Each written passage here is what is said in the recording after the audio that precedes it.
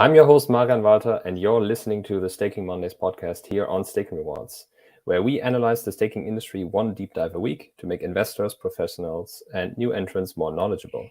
My special guest this week is Sergey Vasylchuk, CEO of Everstake. Everstake is one of the biggest decentralized staking providers, trusted by more than 635,000 users. Going live in 2018, the company has been using enterprise-level hardware to run over 8,000 nodes for more than 70 blockchain networks.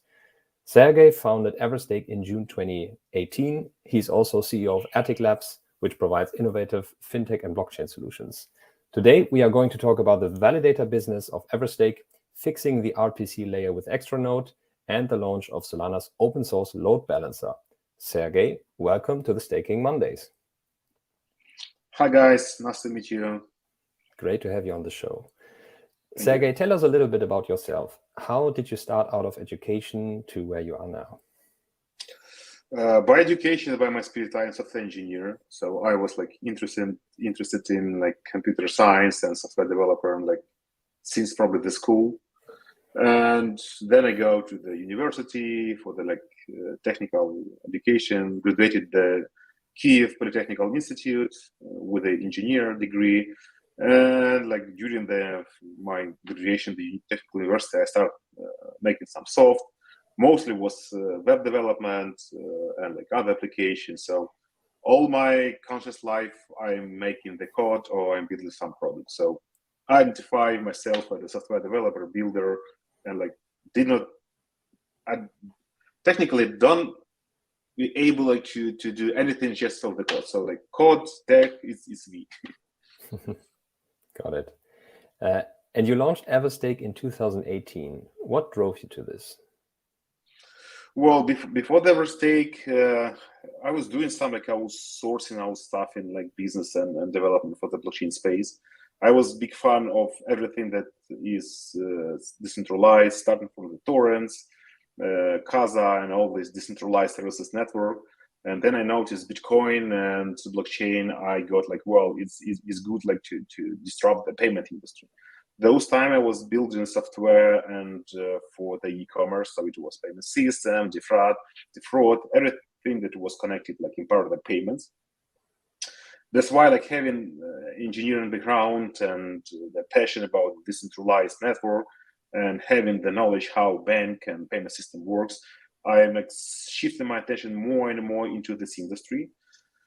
Have a few experiments with trying to make stable coins for the bank, trying to make the CBDC for the Central Bank of Ukraine, and it was half banking, half crypto.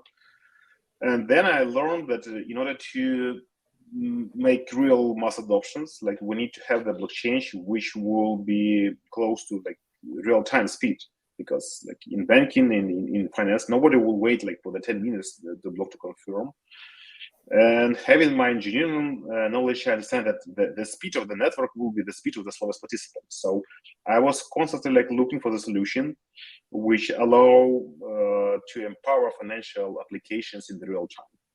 And for me, staking was obvious. I just was waiting for the first blockchain to appear. First, it was Dash. I was curious how it works with this pool in the Dash. Then EOS was created, and the speed of the EOS was close to the half second for the block, 2 blocks per second. And it was the time that I decided, hey, here my niche. I need to start some infrastructure services in order to make this blockchain faster. So this was the trigger how I created the Everstake those time.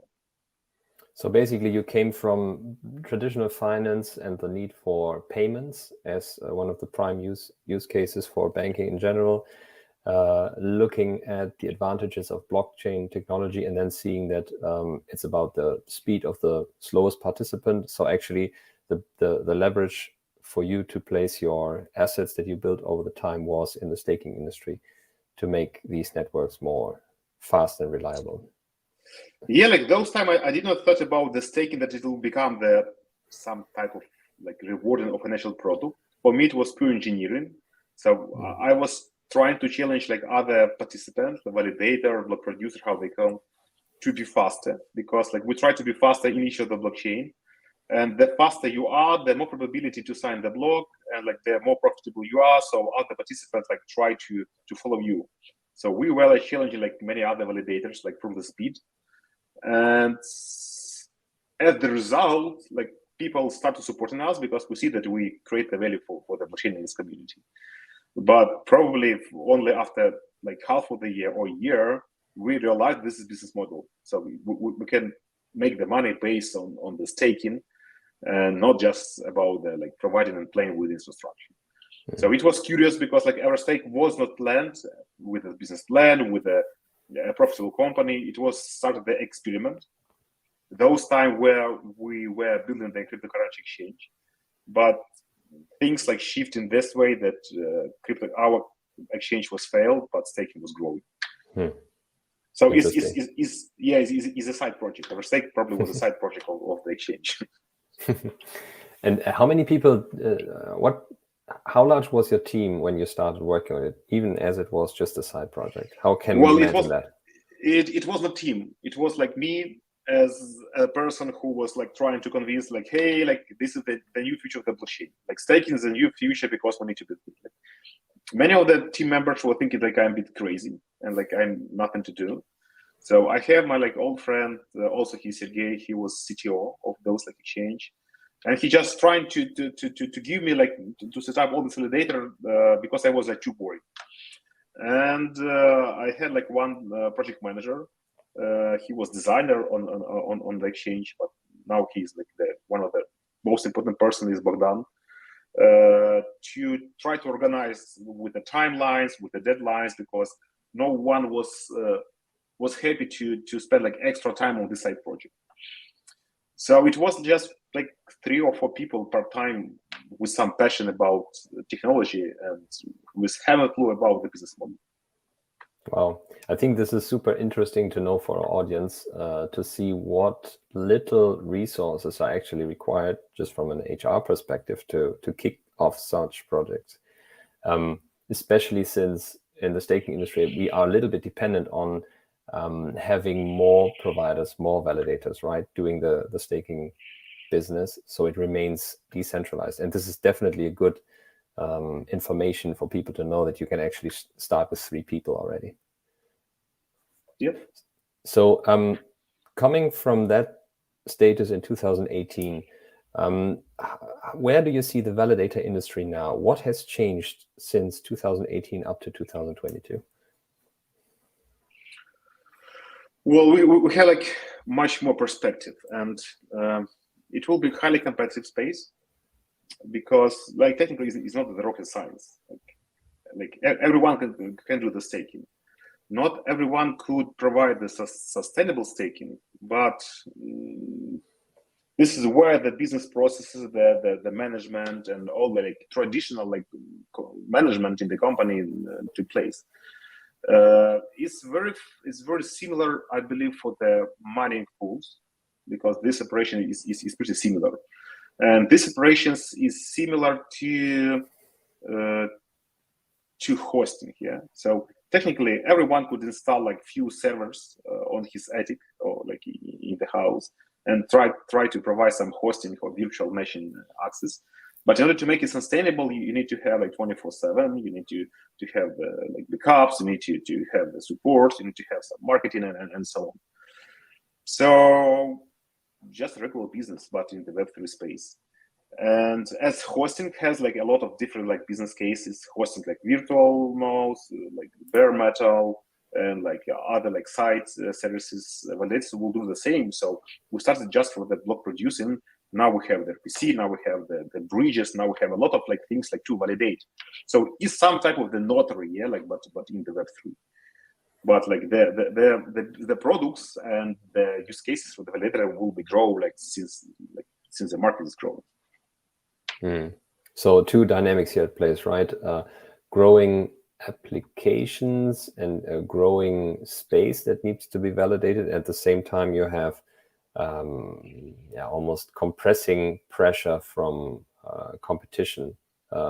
I personally, from the staking summit and the conversations that I had there, a lot of people are anticipating a consolidation in the provider space, just because you need to be able to run your operations efficiently, and so with efficiency gains, less efficient, let's say, more private types of validators will be like driven out of the market. Would you agree to that?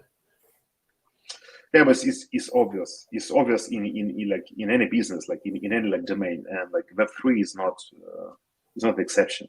So you have like very similar problems. Like, is the talent, is the operations, is the burn rate, is the support, is the marketing. So just like try to provide your services better than others.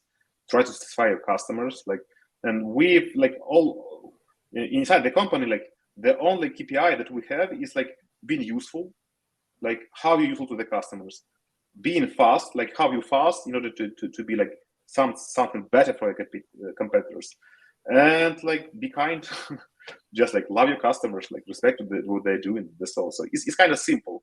Like the secret sauce is simple, but in order to achieve this, like it's required like a numerous effort of the management, working with the people and so on. Managing people and building the team is much more harder than just building the hardware and the ops side. And next to validating networks, Everstake also provides a lot of additional value-added services for the delegators and their supported networks in general. I think this goes a little bit to the direction that you just mentioned, right? What are those value-added services, and why are you providing them? Well, like first of all, it's about the philosophy and ideology. So you need to be useful. Like you need to be somehow competitive. Just spinning the node like is not rocket science. Everyone can do it. Like you should like be better from the competitors. Another stuff, like we become not only the validators of the layer 1, we become validators of the layer 2. We become the guardians, like validators in the bridges, and like all this type of the like software and the app, they require the RPC, and it's one of the crucial and like undervalued problem inside the whole blockchain space, because to be honest, it's the main point of attack from the resistance, like from censorship resistance. If, for example, I have a goal like to attack the Web3 and applications, I will start with the hosting and with the RPC. If the most like vulnerable entity right now, and as experience show me that like if RPC is down, like the half of the industry is down. Like the bridges stuck, the wallet stuck, like and like is panic. So, and we see it several times with the failure of the big RPC provider, which like kind of like one point of centralization, which caused like the stack even for the exchanges with the main dApp. So it could have the severe consequences. So that's why we try to expose these services for the public. As a validator, we're forced to maintain the RPC. Like, do we want or do we not want? Like we have the obligations, we have the operation was needed. So one of the point in time, I see that we already having this, but don't expose it to the public. And like we said, hey guys, like let's put this more with the public goods. Let's help other devs like to bootstrap the applications. Let's contribute more value for the community. And for me, it's still like some type of the social experiment. We'll see how it plays. And looking at all the assets that are staked with Everstake, could you give us a rough breakdown on how much, so to say, assets under management go, or assets under staking go through to the different main blockchain networks like EOS, Solana, and so on? Could you give us a breakdown there, just for our audience to get an image about it? Well, like it's hard to estimate because we need to have some like point of measure. Yeah, like in the peak, like few months ago, I remember we had total $7 billion worth of the total stake assets, around like 60 with something blockchain. Right now it's dropped. It's significantly dropped with the market. So we can calculate by the number of the tokens. in each specific blockchains, but like it's hard to me like to say because it's very dynamic. Like you just can go to the blockchain explorers and see in the easy blockchains, but usually we are in the top like 10 or top 5, sometimes like top 1 in all the blockchains. So we have the thousands of the customers. So around the all like 60 with something blockchain, we have 600,000 with something customers, and like our goal to achieve for the next years probably like to the 1 million around all the blockchains. And the big advantages for us is the retail customers. So we have the hundreds of the small customers, retail customers, which usually like start with the 1 token, 10 token, and then it grows to the like thousands or hundreds of the millions. So we're targeting retail customers, and we're trying to serve retail customers. So that's why like our audience is quite, I don't think they're huge, but like close to 700,000 customers. Like if you can try to imagine these people in the one place, like it's a kind of big audience, and we still love them. Right. And here for the audience that's tuned in to the podcast, feel free to drop in your questions below, and we will take them to the show and ask them to Sergey. So yeah, please note your comments into the comment section on YouTube, and we will pick it up in the show. My next question is about extrnode. 1 month ago, you announced extrnode, a decentralized cluster of RPC nodes. RPC nodes are crucial for Web3 since they provide a link between blockchains and the dApps that run on top of them. Which issues did you see with the current status of public RPC nodes? So what was the problem that brought you to developing extrnode? Well, like few things like trigger me. One of the things that I see a lot of attacks on the financial applications with RPC layer. So attacker will fake the response from the node during the DNS attack or other type of attack, and like application who was trusted, like was like lean on the incorrect data, which lead to the breaches. In order to diversify and mitigate this type of attack, applications need to spin up like another nodes, like to have some backup nodes or some like validation of this data, and like it will create like another like level of the expenses for these dApps, and it's become the big barrier for onboarding the new startups and new ideas. And that's why like I believe that like having some like bootstrapping options like to access this world like is crucial. We need to have some like some public available goods for the newbers. At the same time, for example, if we like see the ledger growth of the ledger of each blockchain, it becomes the terabytes. Sometimes like multiple terabytes. This means that not everyone is even able like to bootstrap and spin up his own node, and like it's become the more and more like bigger barrier. And sustainable operations in bigger blockchains like will require like significant like investments in the hardware, in the people, and so on. And it's lead that people don't want to run this own infrastructure. They try to lean on few of the providers, but they only few. And like imagine situation, then like we have, for example, three providers in the Solana or Ethereum or other blockchains. And I don't know, like United States or Germany or any other countries will issue some bill that like we need to shut down this and these companies because they accept the transaction or whatever from some like illegal site, whatever. So from the legal perspective, like they could down these like few providers like in a minutes. Just one order and like whole blockchain is down. And in order to mitigate this risk, like we need to have the like more type of decentralization, and like each of the product like hosts like own nodes. But at the same time, instead of like having investment the backup infrastructure, I would like to lean on the extrnode. So it should be like extra backup for your infrastructure. And instead of like spending like each team will spend like $1,000 or $1,000 for like backup infrastructure, let's unite together and leverage each other. So it will be much more cheaper. So the initial cost is to optimize the cost of the dApps, of the validator, and so on. Maybe taking a step back again, how would you explain an RPC node to a 12 or 16-year-old? How I will explain? Yeah, it's hard. It's hard. So it's something about the buyers. Yeah. So if you want to have the electricity in your home, you have the company which transport this electricity. Is buyers which empower you. If we compare the internet, there is internet, but there is internet service provider which brings the wire to your house. So extrnode will be really the company which unite different internet service provider to a single network, which allow you to access the internet. So if you need to access the internet, you need to have the ESP. If you want to access Web3, you need to have the RPC.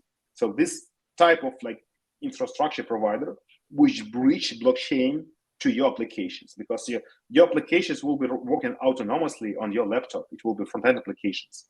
They is serverless, but you need to have this crucial bridge in order to access this information. And extrnode, how is it set up as a company, or is it a Web3 project? So decentralized. Does it run under the roof of Everstake?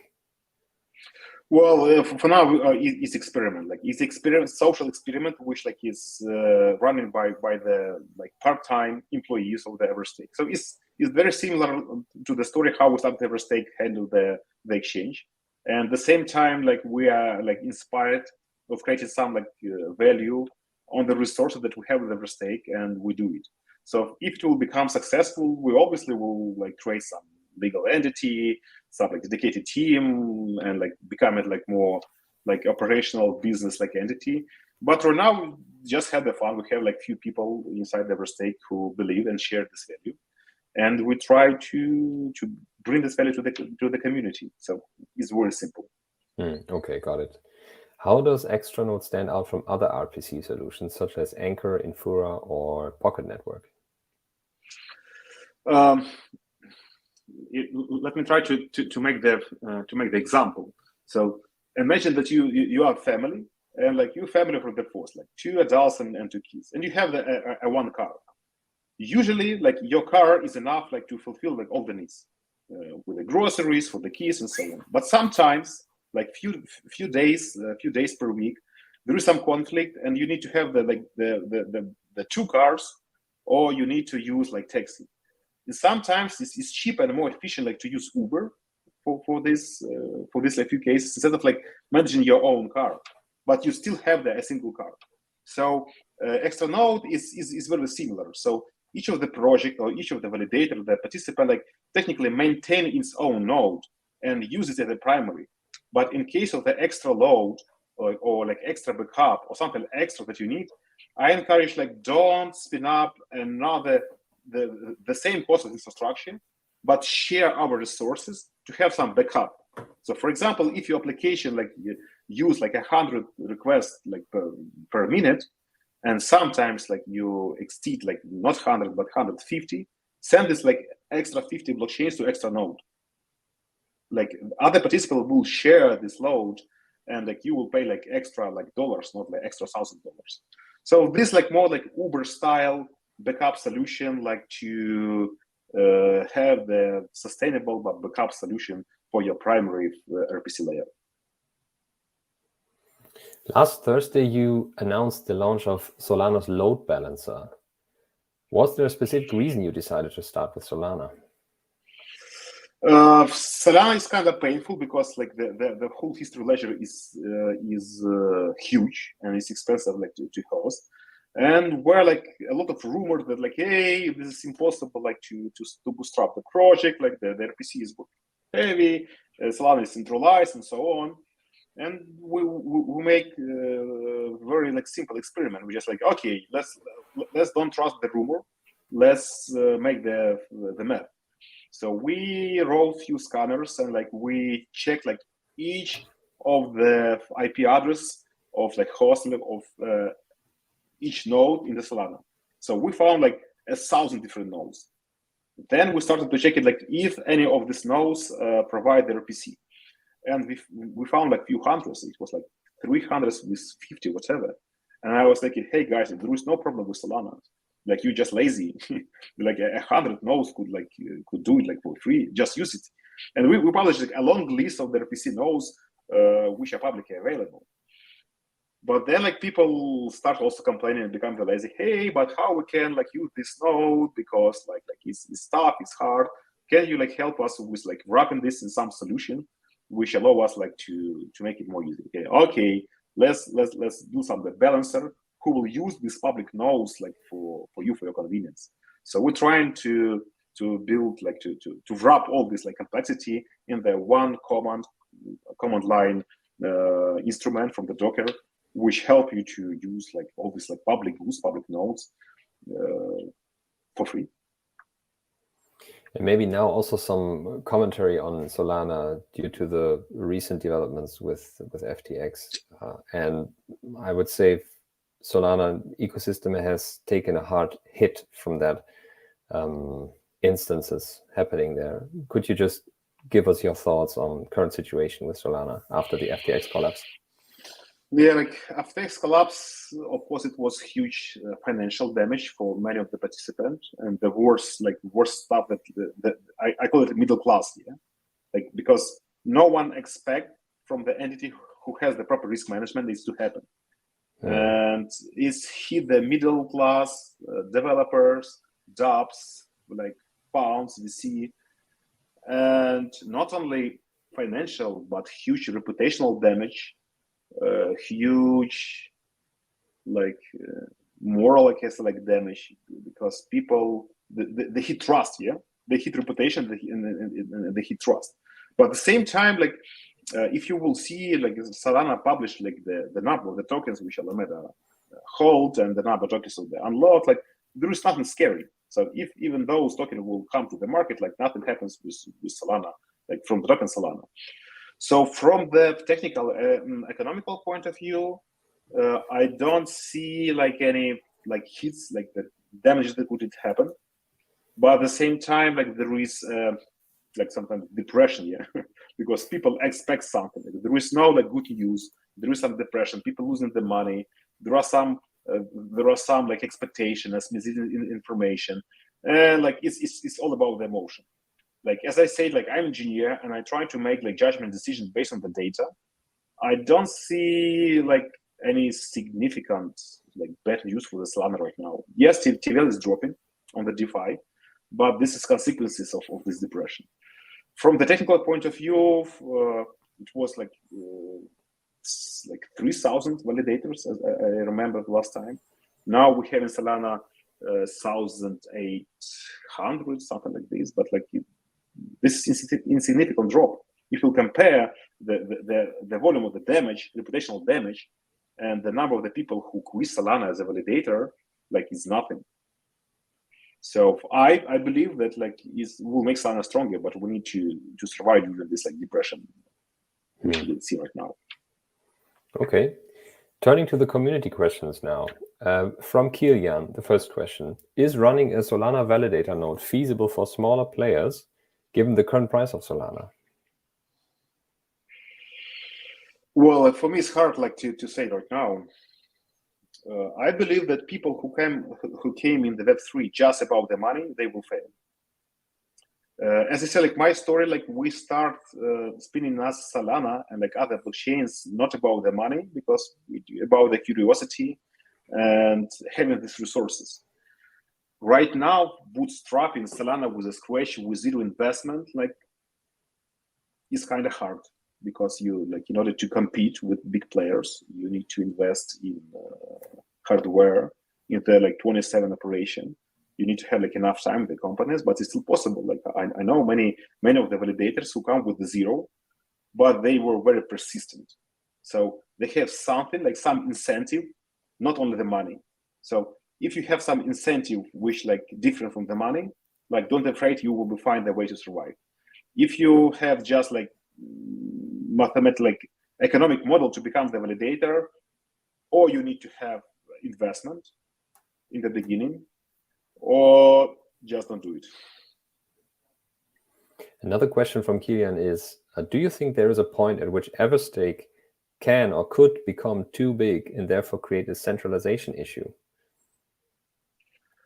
No, I don't believe so. So the staking itself and the validator itself is the market that there is no winner. Yeah, in many of the domains, a rules winner takes all doesn't work here, because we know our competitors, but at the same time is our partners, because like we share responsibility to guard the network. And moreover, with like more and more development of the blockchains, there are like built-in like fuses and mechanics which like prevent validators to become too big.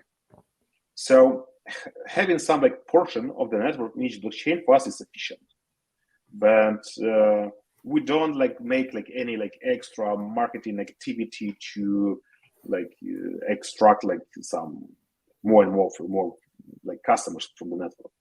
Like we continue to bring the value. I mean, like extrnode, documentation, like educational, all the stuff. And sometimes people just like are grateful for us and they stake for us. But we have not any one blockchain which will exceed like 10% or 20% that we become the threshold for the blockchain. It's not those case, and like is very like replaceable. Like each of the validator like could disappear like for the tomorrow. It's not like as in the political life that you select somebody, some representative, like, and they will rule the parliament for the 4 years. If you don't like Everstake or any of our validators, you can devote like tomorrow. So we have the very thin air. If we'll have the misbehavior or do something wrong, like we can lose the position not tomorrow, for the next few seconds or hours. So that's why like I don't think like this type of decentralization is even possible. There is some type of the issue with the exchanges which hold a significant number of the third-party assets, and like with the custodies, yes, like I see the threat in this case. But from guys like us, more decentralized and retail-focused validators, is not the case. Got it. Next question is from Misha Shevchenko. Everstake was launched during the bear market. Has this been an obstacle in your path? And maybe let me add to that, what benefits would you say did it have to launch during a bear market? Well, it's maybe a little too philosophic, but the project which are launched in the bear market, they launch with some purpose.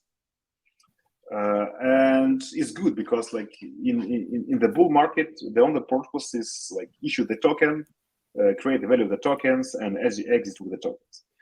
I don't like me personally, I'm very conservative about token itself.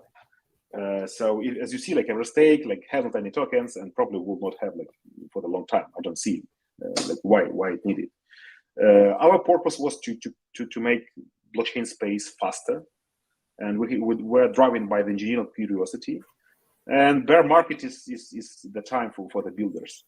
So the more builders will come to build, it will better for the ecosystem. So yeah, bear market like help this. You just focus, like it's all about the mentality. It's like what is your goal and what is your purpose. Okay, so it helped you definitely with being more focused and not being distracted with all the different opportunities there are in a bull market. Exactly. Okay. Max is saying, first of all, I am staking my assets with Everstake. Thank you for your service. What new assets can I buy to stake with Everstake next? I think that's the way he wants to frame the question. Is Aptos under that? Sui, what are the next assets that you will be able to stake with Everstake? Well, I will like separate it with the quick creations. Like first, like don't buy assets just to stake. Like make your due diligence, because sometimes if you see some assets like have the numerous like APY for the stake like 10% or something, like you should be worried about this, like something wrong. Like there should be a reason or source of this like extra helicopter money. There is no helicopter money. Staking like is not about the rewards. Yeah, staking is about the mining. You delegate your rights to mine the block or produce the block to some of the like stakers, which technically are miners, and you will receive, like they will charge you a portion of this network. So at least network issue the tokens just to be alive. They don't issue tokens to play some like pump and dump, whatever incentive. So if you see that network like issue the tokens to attract like more customers, just at the high APYs, like run, don't buy it. And like other stuff, like if you you can calculate some of the assets which bring you like 7% like annually, but at the same time, these assets could like drop like 95%. If you will buy Solana for the 300 on the 200, just for the receive the staking for the 7%, now you will be like 95% at the lose. So buying assets, like investment in the assets, like it should be some like purpose there. You need to believe in this asset. You need to believe in this blockchain, and you need to understand like why this assets will grow, not about the staking. So I strongly don't recommend you to buy assets just to stake. Just make your own deal. Second part of the question, like what the next blockchains we are going to launch. Like Everstake is already like kind of big organization, and we have few segments because like we group like the blockchain by segments. For example, Cosmos segments, like layer 1 segments, then like the bridges, the RPCs, and other stuff. And we have dedicated the R&D team, which make research on the new blockchain and make the experiments. So we don't hunt about the profit on the early beginning, because it's impossible like to predict the profitability. But we make the bets, yeah. We make the experiments. So there are a dozen of the new blockchains which currently in the R&D phase and will appear soon. So technically, we began to validate in the test net with the very, very early stages.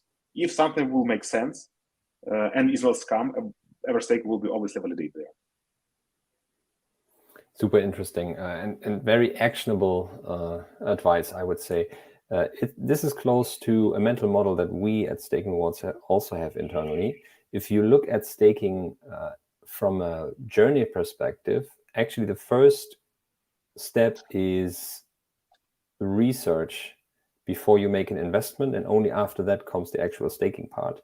And also from the conversations with other validators, and I will be very interested to hear your opinion on that, is actually the whole game of staking is being long a crypto asset, which with all the risks involved there, right? Yes, you do get staking rewards.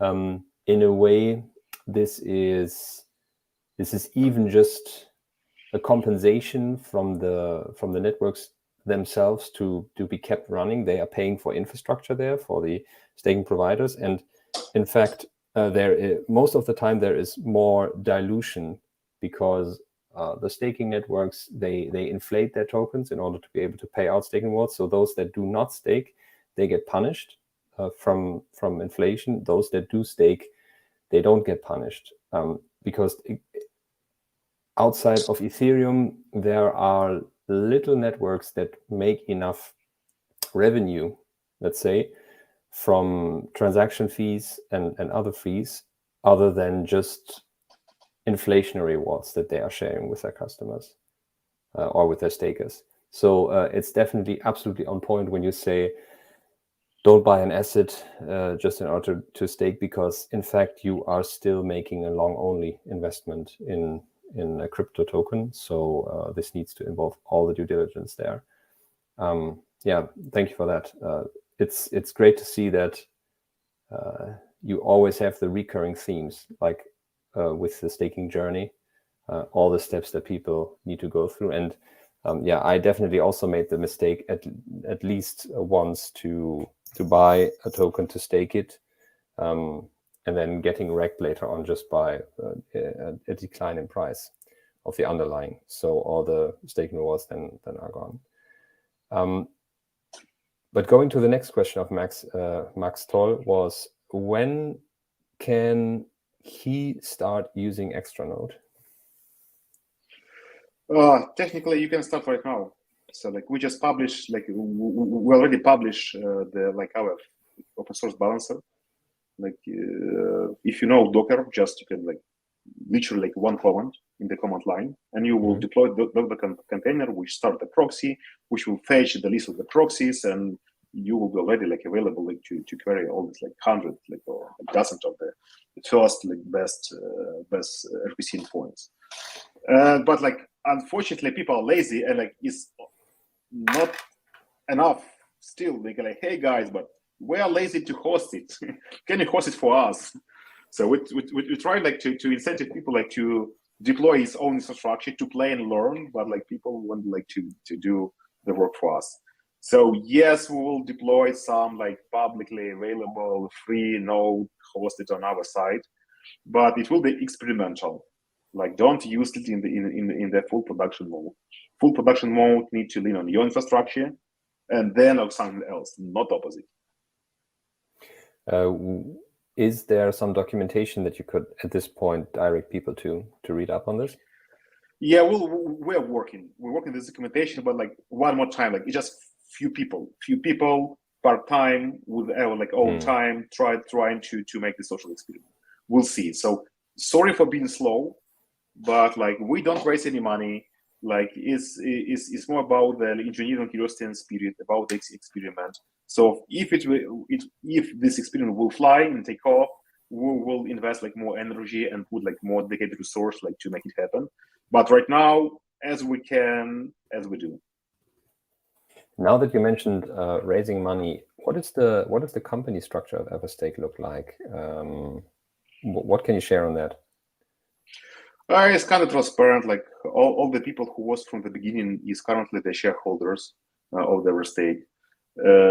We did not raise any external capital, and we have like few suggestions, but like they were mostly from the exchanges, and like we reject this type of like offers because we believe exchanges is like fully acquired retail validator will harm the network. We've self-funded, we're profitable, we're sustainable, we're full operation. So, and we try to keep being independent like as long as possible.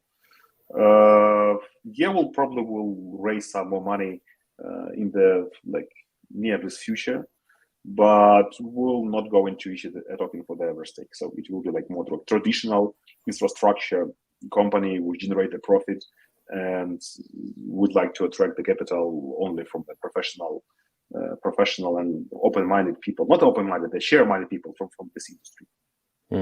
So what would you say then about running a validator business being actually long crypto and long the underlying assets? So in a bear market, not only the funds on the balance sheets, like the tokens on the balance sheet, they decrease in value. Also, the value of the tokens that you can sell in the market to pay for your running expenses, right? How do you manage that? For example, do you engage in hedging? Well, let's take a step back, because what you could do is you run a validator business, you earn staking rewards, and then you hedge away the underlying price risk, and then you have a cash flow business, right? But for this, you need hedging. Are you engaging in hedging, and how do you manage this pricing risk? Well, it's tough. It's tough because like if you have like few assets, you technically could like develop some like strategy with a hedging. But if you have like 70 with something blockchains and like half of them illiquid, so there is no much room for the hedging. Like you need to believe them, yeah. But like in any case, like if we select the project like to enter, like we consciously see like, hey, this is the venture for the next like 1, 3, 5 years. So if we don't see Everstake or this project for the 1, 3, or 5 years, we just don't participate. So when the select is long run, then like this project could become like the next Solana, whatever. You should understand that with the Solana, we were working for the 1 year like with a zero rewards. Like we have some like incentive in the test net, whatever, but token was still illiquid. So we have the internal purpose like to work in this, and of course you need to have the proper risk management and financial management inside the company. You need to have the reserve. You need to plan your burn rate. But like it's nothing about the crypto. It's just about the managing the business. Imagine that you have for example, tourist company business. You're selling the tours, whatever. Like there are some summer tours, there are like winter tours. Like could the COVID happen? If you will not like manage your treasury and your finance, and you will not have the reserve for any financial instruments, you will fail. So what the difference with the Web3 is? If the same people with the same salary, the same infrastructure, like hire the CFO, hire somebody who is able like to plan your finance. So on LinkedIn, it says you have 71 employees, and on Staking Awards, due to the verified provider due diligence that we did on Everstake, it's about 125 people working at Everstake. That's quite some salary, right? How did you manage to, I don't know, did you sell during the peak and acquired a big treasury that you can pay people now from, or how do you run your ongoing expenses, especially on the like, salary side? We have reserve. So like from every profit that we'll have, like we like put at least 10% like to have the reserve fund. So we're like accumulate. Yeah, like this year hit us hardly. Like we put a lot of our reserve like to support like our motherland with the resistance in the war. But still, like we have the positive balance sheet. We don't sell like here like nothing. And many of the partners in blockchain, like each of the blockchain that we're related to, we know the partners. And sometimes we not only like work for the free, we invest. So we understand that for the some blockchains, we also have the investment entity, Everstake Capital, which give the money for the projects, not the take. And that's why we have the good relationship with many of them, because they know like we invest, like we keep this token for a long time, and we start like to liquidate this like assets only if you will not harm the network. Sometimes like it harms us, for example, with the Terra. So we're accumulating Terra like with our like strategy, but at the same time like it went to the zero. So yeah, sometimes it's dangerous for our finance, but we respect our customers, we respect our partners, and we make like responsible decision, and we try to balance between like being responsible partners and being cash positive. But it's tough because it's hard to predict. Got it.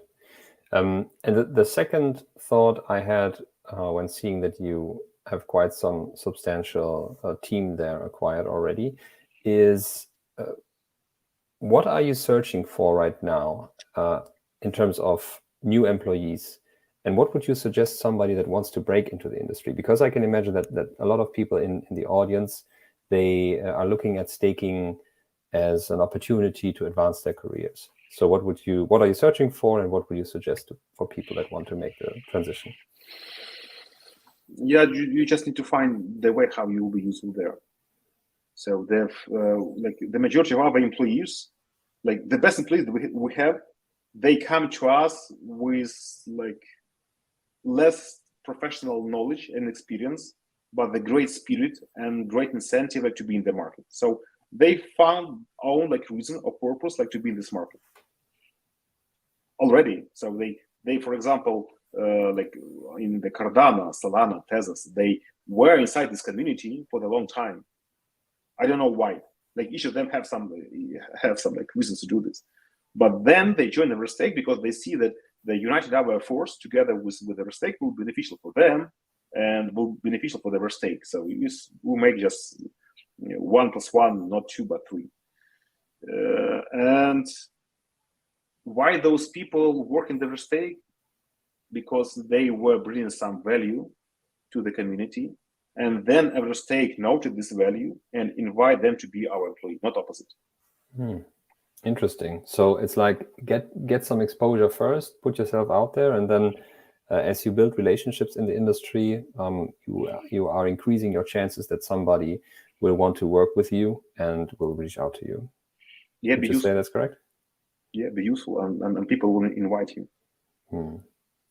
I have 2 more community questions coming, and I'm going to mesh them together from Marina Peterson and Ignatius Swing. It's both on extrnode, so there's a lot of demand or interest from the audience in extrnode. Marina is asking, what will the extrnode roadmap roadmap look like in 2023? And Ignatius, this is why I put them together, is asking whether you think it's the right time for extrnode to launch despite the bear market. Do you fear it would fail just because of bad market conditions? No, I don't have this fear. And like usually I have the trigger. Like I remember how I was starting the Everstake in the bear market in those conditions, and like everyone was taking me like, you're crazy. Nobody will give you the money. Nobody will invest in the Everstake. And you know, like for the 1 or 2 years, exchanges will kill you, will smash you, because like you will not able like to compete with exchanges. Like everything went totally opposite stuff. Like we become profitable, we become self-funded. We were rejecting the offer from the investors, and we were rejecting the offer from the exchanges. And in the many of the blockchains, like our staking number and the amount of the stake assets like increase, like overcome all of the exchanges. So like, do I scare? No, I don't scare.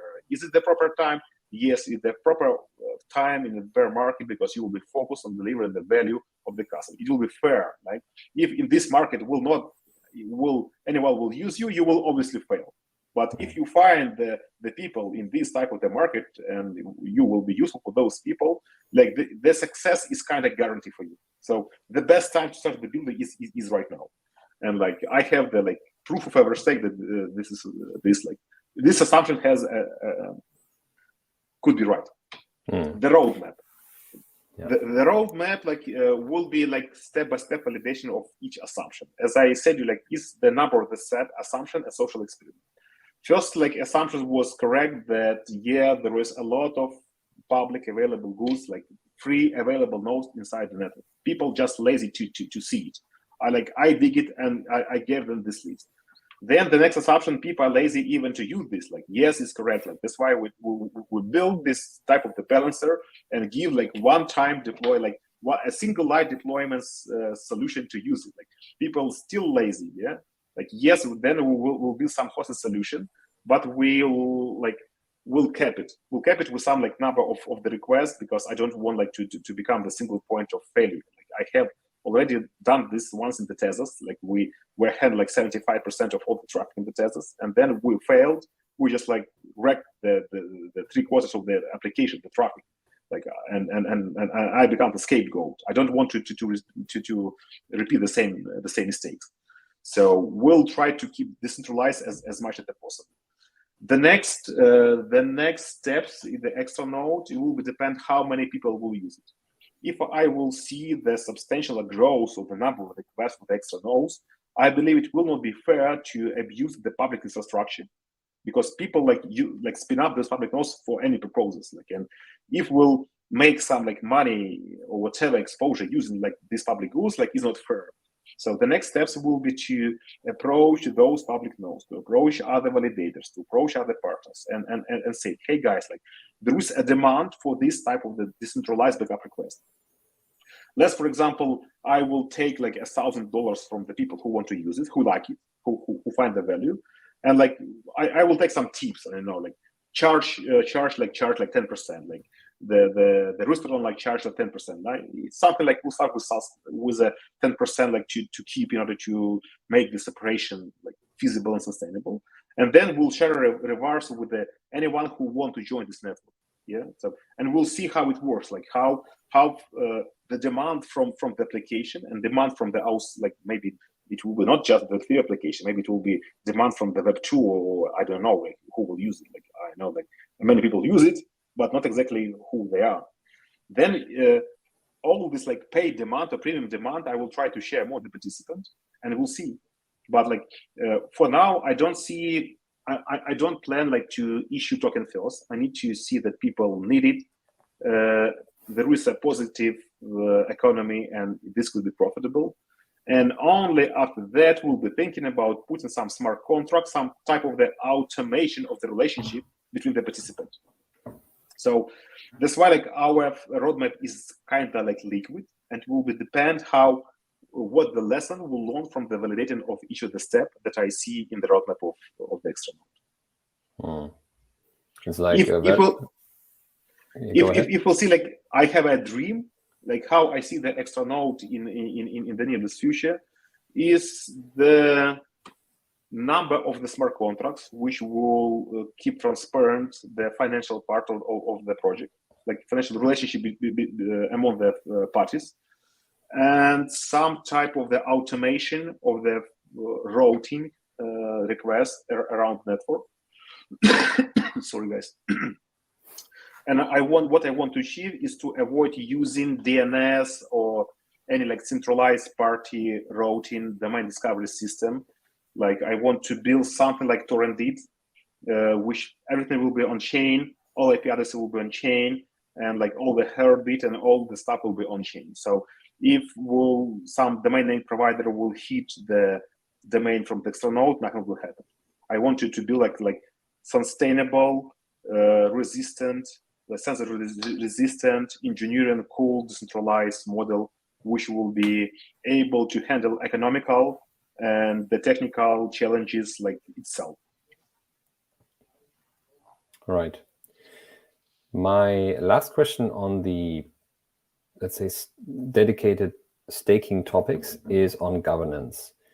You support more than 70 networks. How do you even properly go about governance there? I mean, all the proposals that need to be read, understood, implications of it, and then you need to make a vote. How do you do this? Well, this is one of the answers why we have like so many people. So sometimes like the number of the people that we have, they not even all are full time, yeah. But we need some type of dedication to each specific blockchain.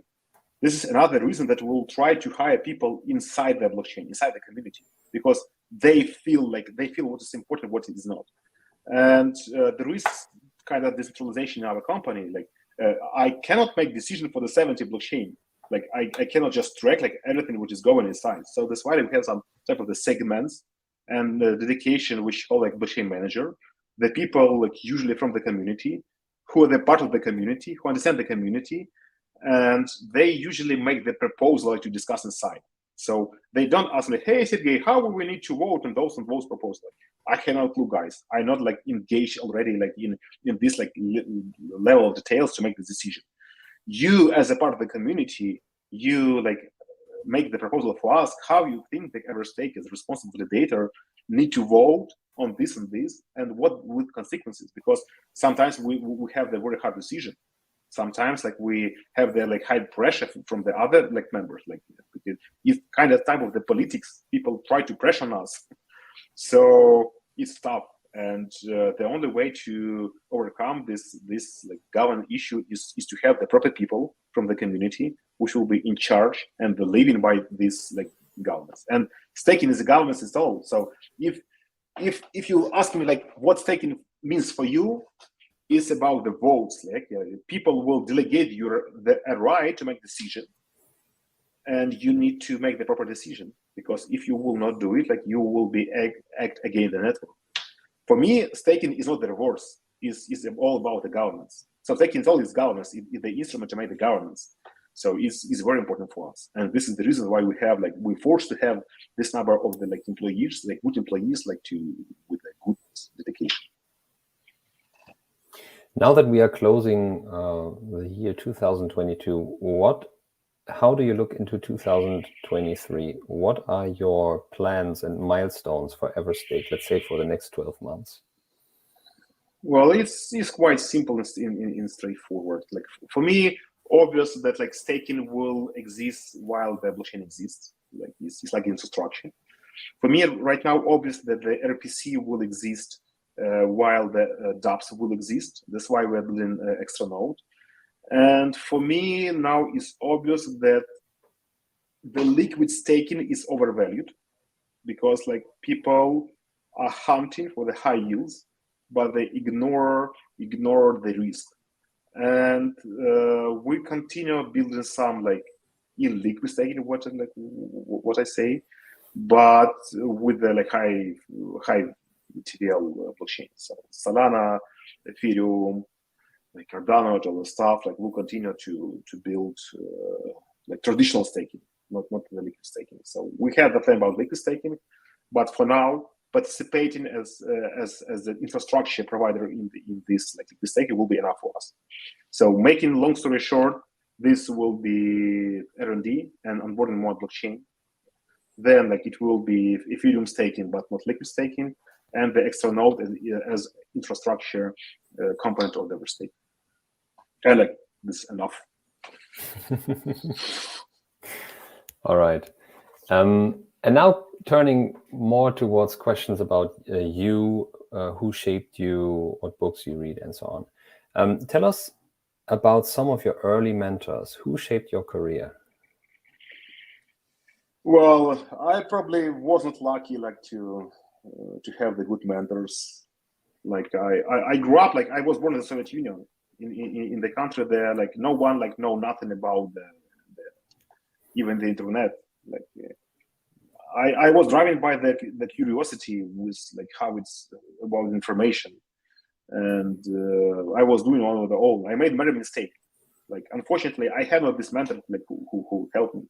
I waste a lot of time making mistake and learning and so on. So yeah, I'm this type of the unlucky man. So it's life is the best mentor, right? Yeah, it's long, expensive, but it's good mentor if you are persistent. But in any case, you need to have the purpose. You need to hit the goal. If you don't have the goal, if you don't have the purpose, no one mentor will help. Let's talk about books. What are some of your favorite books, and what are you reading right now? Mostly books that I read was classical books and technical books. I read a lot of business books, but they for me were useless. So they we lived in a different environment. Ukraine and the United States and the Europe are really different environments. Something which worked in the United States doesn't work in the Ukraine. And but technical books helped me. It was saving my time. And I currently am mostly reading Twitter with some high quality accounts. Sometimes I listen for the blinks. I see the best books, top rating books, but I don't read them from the beginning. I listen to the content, and if I found it useful, I read it.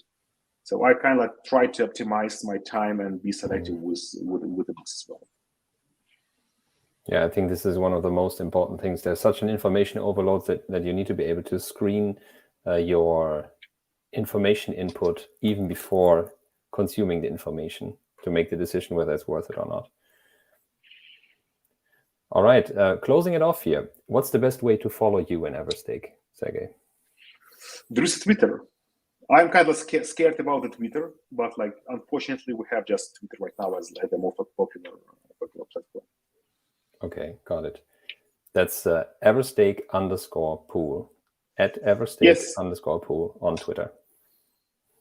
Yeah, you go to Everstake. There is many of the tweets of my account, so you can find, or just type Everstake in the Twitter search, and you will see my handle Everstake and so on. All right. Thank you, Sergey, for being so generous with your time. We have been speaking with Sergey Vasylchuk, the CEO of Everstake. If you enjoyed this conversation, be sure to check out on any of the previous episodes on Spotify and YouTube, and subscribe to our channel for all future episodes. We love your comments, feedback, and suggestions. You can write us at mondays@stakingrewards.com. Sign up to our State of Stake newsletter at newsletter.stakingrewards.com, and follow me on Twitter. That's at Rokifehu, Rokifehu, and our team at Staking Rewards. I'm Marian Walter. You've been listening to the Staking Mondays here on Staking Rewards. For Sergey and the audience, thanks for tuning in. Thanks, guys.